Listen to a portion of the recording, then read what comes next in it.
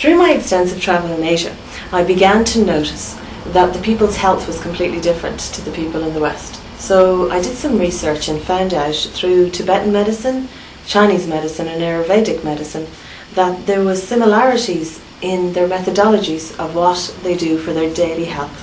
One of the key things is their breathing. Yoga breathing is a very deep breathing, but it has 4 stages, and most of us don't use our lungs to their full capacity. The other thing is meditation. Meditation is really a way, with the breath, to slow down the mind.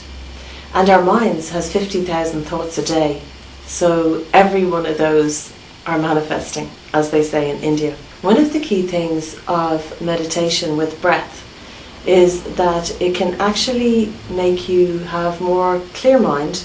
So when stressful situations come at you, if you take a breath and slow down, then everything comes a lot easier. The other thing I discovered was about Epsom salts.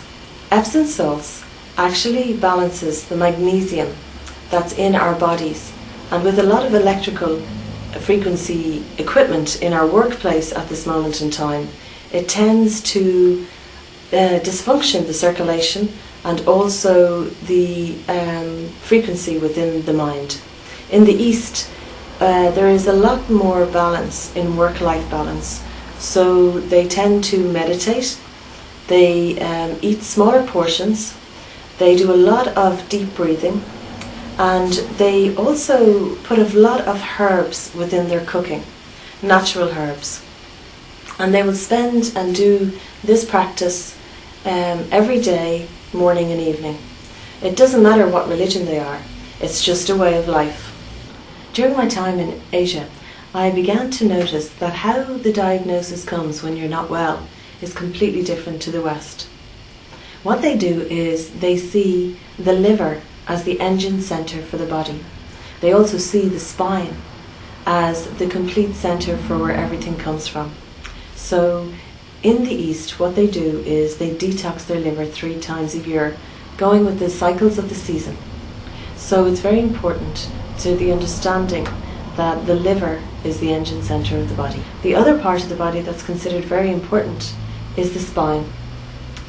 In the spine is considered that all of the energy, or the 14 meridians, also known in Chinese medicine, must be kept clear at all times.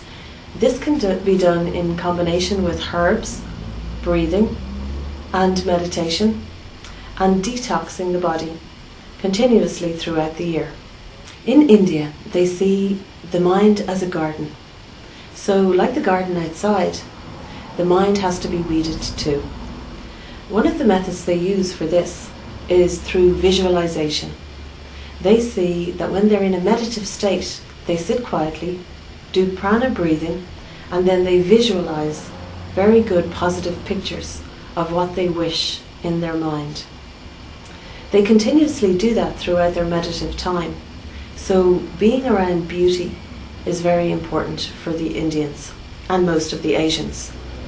They embrace it as the feminine side, and they also spend a lot of time in studying anything got to do with how the mind functions, the frequencies of the mind, how the electromagnetics affect the mind. So they're a very, very strong, focused mind race.